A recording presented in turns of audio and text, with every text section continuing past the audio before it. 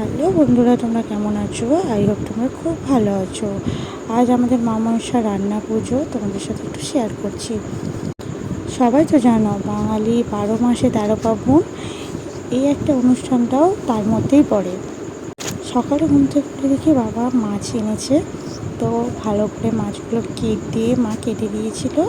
কেটে ভালো করে ধুয়ে নুন মাখিয়ে, তো মা নুন দিয়ে দিয়েছিলো, আমি মাখিয়ে দিচ্ছিলাম। আর ঠাকুরের জন্য 3 পিস মাছ, চিংড়ি মাছ 4-6 পিস তো তুলে রেখেছিলাম। মা মনসার মাছগুলো রেখে আর যেগুলো ছিল ভেজে ফেলেছিলাম বাড়ির জন্য। তো বাবা দেখি তারপরে নারকোল ভাঙছে। আমিও তাড়াতাড়ি চান করে ফেলেছিলাম, অনেক কিছু ধোয়ার আছে, অনেক কিছু। রান্নার শুরুতে শঙ্খধ্বনি করতে হয়, রান্না যখন শেষ হয়ে যায় তারপরে শঙ্খধ্বনি করে শেষ করতে হয়। রান্না পুজোর জন্য যেগুলো দরকারি বাসনগুলোকে মা বার করে রেখেছিল ধোয়ার জন্য, চান করে ধুয়ে ফেলতে হয়। তো বাইরে ভালোই বৃষ্টি পড়ছিল, তাই যেইগুলো আনাজগুলো কেটে ফেলছিলাম, যেই আনাজগুলো কাটবো একে একে সব কাটছিলাম।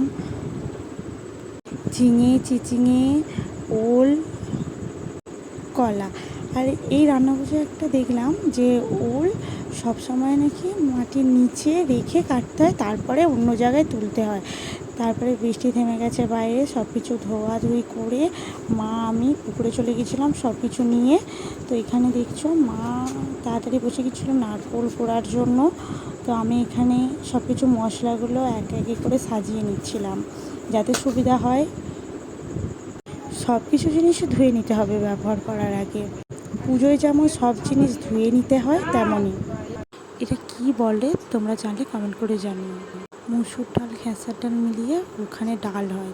বাইরের ওয়েদারটা খুব সুন্দর লাগছিল, হালকা হালকা বৃষ্টি হচ্ছে, হালকা হালকা রোদ বেরোচ্ছে। তারপরে মা এখানে নতুন উনুনে ভাতটা বসাচ্ছিল।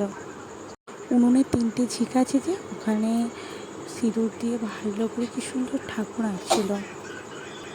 3 দিকেই সিঁদুর দিয়ে কি সুন্দর ঠাকুর আঁকছিল।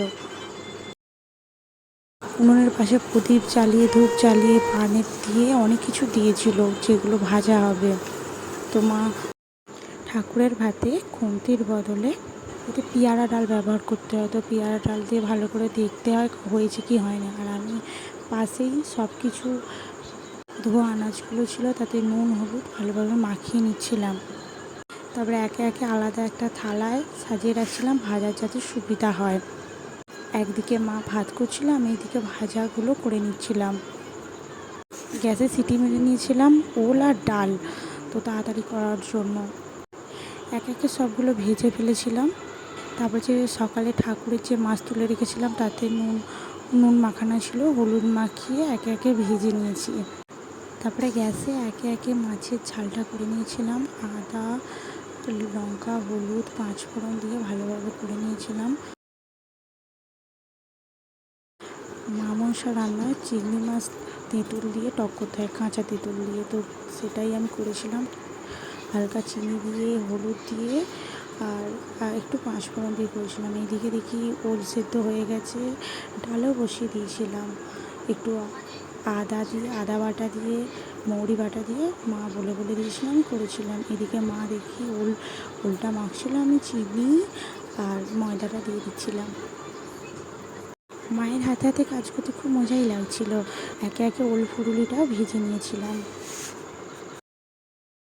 ভাজাগুলো একটা বড় থালায় আমি সাজিয়ে নিয়েছিলাম। মা তারপরে আস্তে আস্তে এক এক করে সাজিয়ে দিচ্ছিলাম, ছবি তুলছিলাম, খুব আনন্দ হচ্ছিল। মা আমি দুজনে মিলে রান্না করছিলাম। খাবারগুলো সাজিয়ে চারিদিক দিয়ে গোবর আর তুলসী পাতা দিয়ে বেড়া দিচ্ছিল মা। এটা রিমরিনা ঢোকার জন্য চারিদিকে মা চক করে দিয়ে দিয়েছিল। ভিডিওটা তোমাদের কেমন লাগলো অবশ্যই কমেন্ট করে জানিও, আর ভালো লাগলে লাইক করে দিও, আর আমার পাশে থেকো। নেক্সট ভিডিও দেখা হচ্ছে। সবাইকে শুভরাত্রি।